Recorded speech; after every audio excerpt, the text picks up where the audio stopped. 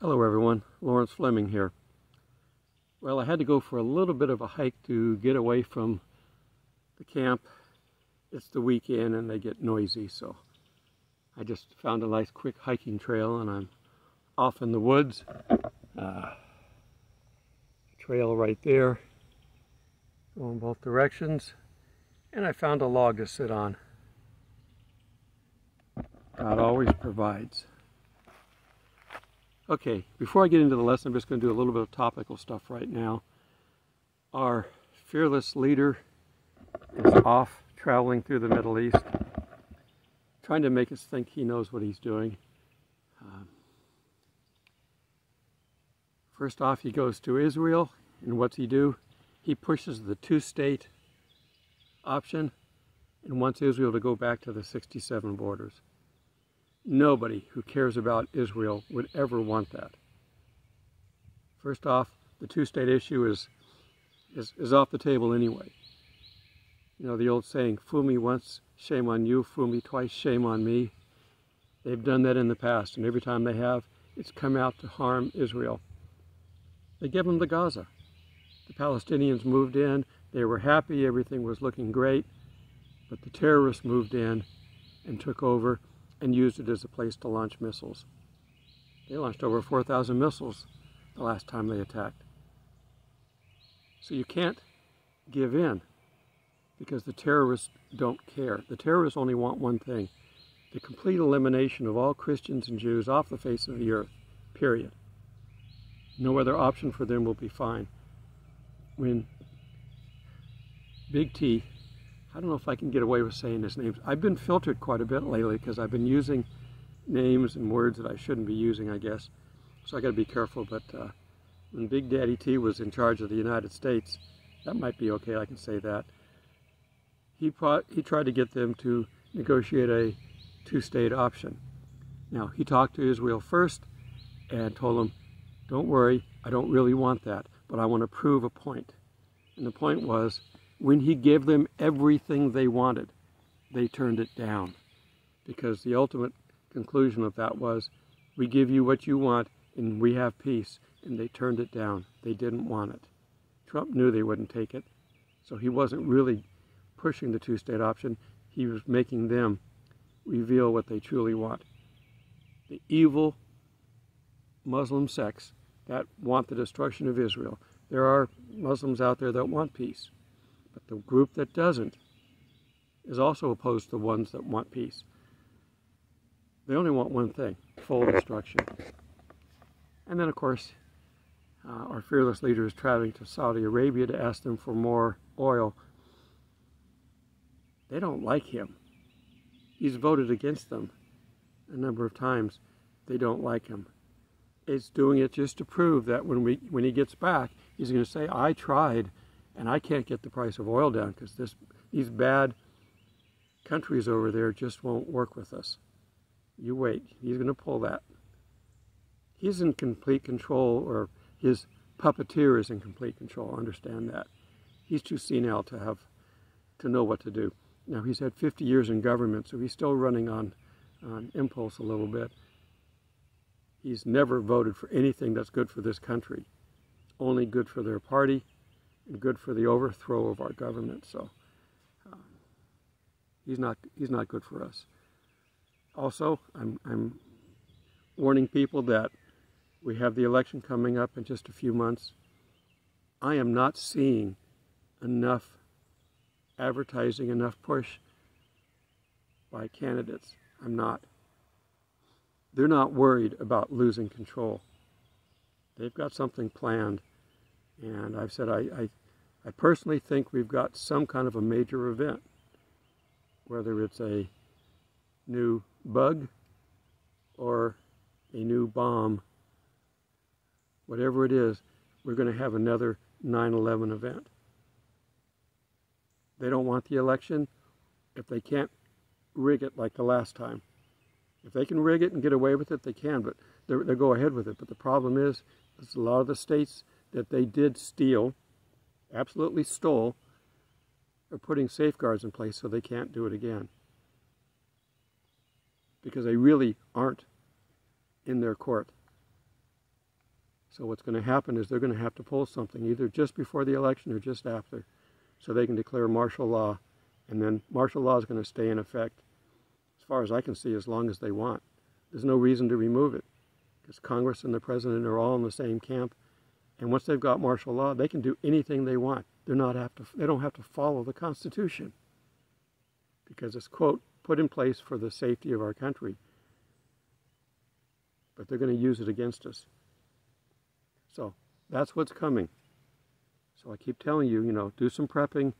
They're going to continue pushing, continue nudging until they can take complete control. Once they take complete control, they're going to run with it as far and fast as they can. And nobody's going to be able to stop them. They're going through right now replacing key figures in the military. They've been doing it for a while, but they're getting rid of them. They're pushing this current agenda. I don't want to use the W word, but they're pushing this on the military, and the military doesn't like it. And the people that won't go with it are being let go.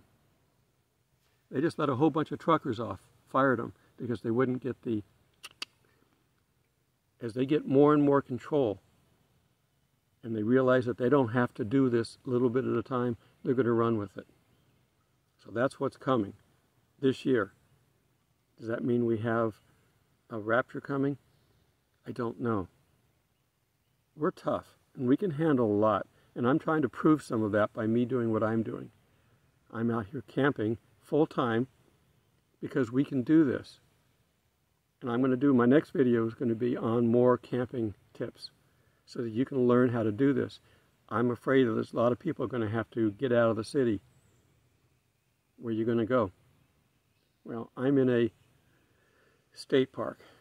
Hopefully they will stay protected for a while. State and federal parks are really good places because they're well maintained, and if you don't know what you're doing, this is a good place to do it. But I don't know how long we can do this, because since they are state and government owned, they could shut them all down. They shut them down during the Big C crisis. So for a year, I had planned this in 2019 to do this, and I couldn't get into any place. And we've got, they talk about government land you can camp for free on.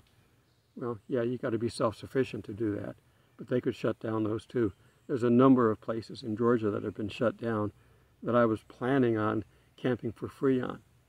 Now, I'm having to pay to camp. $20 a day. I mean, you can't get anything for that. So the price right now is reasonable. But I'd rather not pay any if I don't have to. My original plan was to try to camp half the time in free places that are, you got to be self-sufficient. I've got battery power that and solar power with me that I can charge things up with. I can operate. But you're going to have to be able to get water. And there are streams. There's a stream right down below here. You don't drink that water directly. You've got to treat it. The old West is not out here anymore. You can't just go in and drink out of a stream. There's too many people, too many pollutants, and too many poisons. So you got to basically filter it. I'm going to show you how to do that eventually. My filtering gear is still in storage because I'm staying with places that have water. The place that I was camping at last time and I'm going back to next week, I can actually get filtered water from the visitor center. And I fill all my water bottles up. But I'm going to eventually have to have a cooler, a big igloo water container that I can fill up before I go out. That way I've got water with me when I go out. We can do all this stuff. This is turning into a camping discussion. Okay, I'm gonna save a lot of this for the next video. So let's get into what's happening. I told you that we're getting ready to have some things happen this year. I don't know if these are the triggers. We're waiting for the trigger to trigger the final, the rapture. Whatever's going to lead up to the rapture is going to be something catastrophic. We haven't had the time of peace that we need to have. The Antichrist is going to come. We're going to get the white horse. Why a white horse? Because white represents God. But the false God is coming on a white horse. So we're going to look at Revelation 6:2. None of this should be new to you people. And we're going to see what we have here. And this is going to be, this is where the seals are released. This is, you get down to, I think it's verse 12, yeah, where the real wrath of God comes out. But the other stuff is not nice either. The only one that would be nice, except the fact that it's the Antichrist, is the first seal, because he's coming to bring peace. Now I saw the Lamb, this is 6:1, open one of the seals, and I heard one of the four creatures saying with a voice like thunder, "Come and see." And I looked, and behold, a white horse, and he who sat on it had a bow, and a crown was given to him. And he went out conquering and to conquer. Okay, this is not Christ. This is the Antichrist. And because a crown was given to him, Christ already has all the crowns. There's no need for you to give him a crown so that he can be a king. He's already is a king. So this is the Antichrist, and the crown's going to be given to him. They're going to put him in charge. And he's got a bow, but it doesn't say that he has any arrows. And most battles are entered into with somebody with a sword. Christ is coming back with a sword. You don't fight battles, especially close encounter battles, with a bow. And you're going to conquer, and you know, conquer doesn't have to be a war. Conquer can simply come in and take over. They may invite him in. You know, we're in trouble. Come here, help us out. This guy is going to be the most evil person on the face of the earth ever, next to Satan. But Satan's not a man. Satan's a spirit being. But he's going to be controlling the Antichrist. And this guy is going to make Hitler look like a Sunday school teacher. He's going to be bad. He's going to be deceiving. He's going to have signs and wonders. He's going to look like his counterpart. The Antichrist is going to appear to the world who's looking for Christ. They may not accept what we're telling them about Christ, but they know about him. The whole world knows about Christ. The Muslims know about Christ. He's in their Quran. They're expecting him to come back, but to be on their side. So the whole world's going to know about this guy. And when he shows up doing signs and wonders, they're going to say, "Here, we have trouble, take over." That's how he's going to conquer. He doesn't have to use force. And we're going to have peace when he gets here. He's going to sign a 7-year peace treaty so that Israel will think that it's got peace coming. You want to know how we know he's going to create all this? Let's go to verse 3, the second seal. When he opened the second seal, I heard the second living creature saying, "Come and see." Another horse, fiery red, went out, and it was granted to him who sat on it to take peace from the earth. Well, he's following the first seal. The first seal brought peace to the earth. This one's going to take it away. Now, there's overlap on Revelation, and I'm not going to get into that right now. We're merely talking about the Antichrist is going to come down here. We're going to have some trouble, which we see all around us now, that he's going to come in and save us from, apparently. But don't be deceived. That was Jesus' first, "This is what's coming" statement in Matthew 24, when they asked about what's coming at the end of the world and what will be the signs. Don't be deceived. This guy is going to deceive the whole world except for Christians. That's why we got to get out of here. We will be quick to point it out. Very quick. And we can't be here. We're not going to suffer from the second seal, but we're not going to be doing a whole lot of suffering before that, because we're going to be out of here. All right, let's take a look at 2 Thessalonians chapter 2. I'm going to start in verse 1, but we're going to get down to verse 3. 2 Thessalonians 2:1. Start reading there. "Now, brethren, concerning the coming of our Lord Jesus Christ and are gathering together to him, we ask you not to be soon shaken in mind or troubled, either by spirit or by word or by letter, as if it was from us. This is 2 Thessalonians. Paul had met with them, and then he wrote them the first letter, and the times were bad. The first couple of centuries were really bad. Tribulation was a common word, and they thought they missed the rapture. So he's basically writing him a second letter telling him, you didn't, okay? But we're going to get out of this what to expect.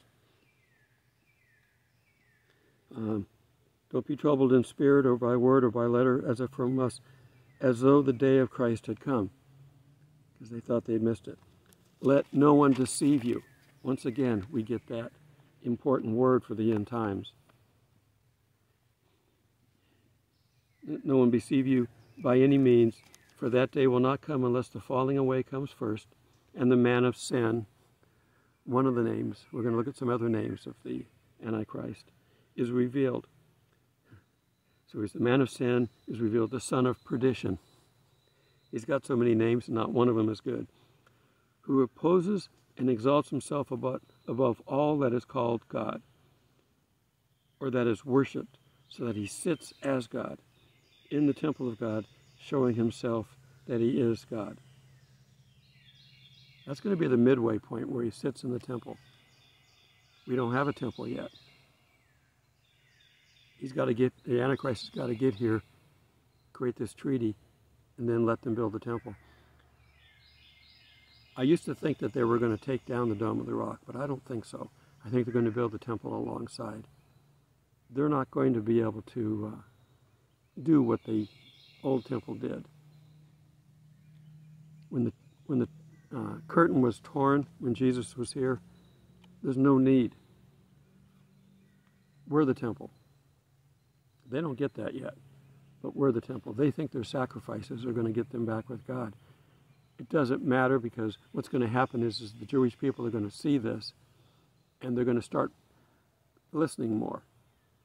With the temple, they're going to start looking at their religious roots. The majority of those that live in Israel, and I say this all the time, are not practicing religious Jews. They are Jews by DNA only. And the only reason they're in Israel is the whole world has been taught to hate them, and they're persecuted everywhere. So they come back to Jerusalem, to Israel. That's the only reason they're there. They're not there to worship God. Okay. And now I'm going to look over to 1 Thessalonians. And I'm in chapter 5. But concerning the times and the seasons, brethren, you have no need that I should write to you. For you yourselves know perfectly that the day of the Lord so comes as a thief in the night. For when they say peace and safety, then sudden destruction comes upon them, as labor pains upon a pregnant woman. And they shall not escape. But you, brethren, are not of the darkness, so that day should not overcome you as a thief. All these just all kind of connect together. You've heard all the other stuff about, the sun and the moon darkening and all that stuff. All that stuff is coming. We won't be here for it. We have to be out of here. When they get to the point of talking about Satan throwing his angels down to earth and then later getting kicked out of heaven, that's the time frame that we're looking for a rapture. But the whole world is going to be following the other timelines that are in Revelation. And Revelation has nothing new in it. It is not a new book from that point of view. It is a summary of the rest of the Bible. And you want to read Revelation, even though it may be hard to read, you should read it.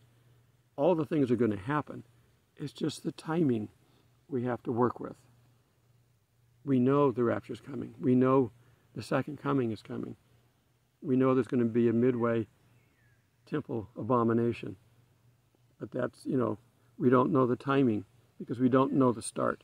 And we don't know the start because we would mess it up. And Satan would mess it up. If God is going to save us from Satan, and that's the only reason for the rapture, he's not catching, Satan's not catching God off guard and, oops, I forgot about my Christians, I better get them out of there. That's not the scenario. It's going to be one of those, Satan's coming down here mad, and he's going to take it out on us. And just before he does that, God's going to pull us out of here. So, anyhow, got some people on the trail out early. Good for you. Hello. How you doing? Doing my daily video. Bless you. So anyhow, that's what we have coming. But we don't have to worry about it. We're going to be ready. And I was listening to someone talk a couple days ago, and he says, imagine how great it will be when Jesus comes back and we're doing exactly what he wants us to do. And we know the world's not. But imagine that. Imagine the feeling that he will have, the good feeling that he will have, finding him seeing us doing what we're supposed to do. So, can't go wrong with that. So keep up the good work. We're going to keep working until we're taken out of here. And we're not going to know the time. There's no need to. Why predict the time? We're watching, as long as we can stay down here. Frankly, I want to stay down here as long as I can. Because we're going to see all these things. We've been teaching about these things for years, and we're going to see them come to be. So that's it's a great time. Okay, so be ready. Keep doing what you're supposed to do. We're going to go to the Bema seat. You don't want just one crown. I don't know if we're going to have a table in our mansion. It's going to have stands to put the crowns on. We should want all of them. Jesus has them all. And we can be just like him and have all of them. But we got to do the things that we need to do. Just the one crown? Well, if you get there, it's like the thief on the cross. He didn't have time to earn any crowns, but he's got one. And that's the most important one, the one that guarantees our eternity in heaven. But the other ones would be nice too. I don't know what we're going to do with them. We're going to have crown parties where you put one on this week and one on next. That's an ego thing, and we don't need to do that. It's a lot of figurative speech. I don't really personally think there's going to be any, because that would become an idol. But anyhow, I have fun playing with the words. Okay. And that's why I post funny pictures and memes up, because we need to be happy and joyous during this time. We can't look at what's going on in the world and let it bother us. We're told ahead of time, so we don't have to worry about it. Okay. Everybody, continue doing what you're supposed to do and keep smiling. That smile is going to drive the non-Christians crazy, because they're going to be, oh my God, what's happening? And then you're there smiling, and it's going to be, why are you so happy? Well, because we know what's coming, and we know the guy who's going to get us out of here safely. And I use the analogy all the time. It's Lucy and Peanuts and the football. We're the football. God is Lucy, and Charlie Brown is Satan. He's going to try to kick us really hard when he comes down here, and God's going to pull us out with the rapture. That's the whole purpose of it. There's no other reason for us to be snatched away. So be ready, but you don't have to plan on it, because you have no idea when it's going to happen. It could still be a year or two from now. I don't think so. I think that we're going to start things this year that are going to start the ball rolling. And it's going to happen very fast. And all the seals and everything that's in Revelation, they're going to happen very fast, because God's going to be in charge. Once we're out of here, they can do anything they want. Let Satan do whatever he wants to the world. It doesn't matter from that point of view, because we're going to be gone. 144,000 have to prepare Israel for what's coming. But we get to watch from heaven. We're not going to a wedding feast. We're just going to be in heaven. And it's not going to be that long. Just a few years, and we'll come back to reign with the millennium. And when it's all over, when we get the new heaven and the new earth and the new Jerusalem, that's when the wedding feast is. When we can all be together. Not just the Christians from the rapture. There's going to be Christians galore coming out of the tribulation time frame. Most of them won't make it all the way to the end, but once you're a Christian, it doesn't matter. But all of us will be together in the New Jerusalem, and that's when the feast will begin. And I don't know how long that's going to last. It might last an eternity. Can you sit and eat at a big banquet table for an eternity? There are times I feel like I could. So, okay. Blessings. We'll see each other in the clouds probably very soon.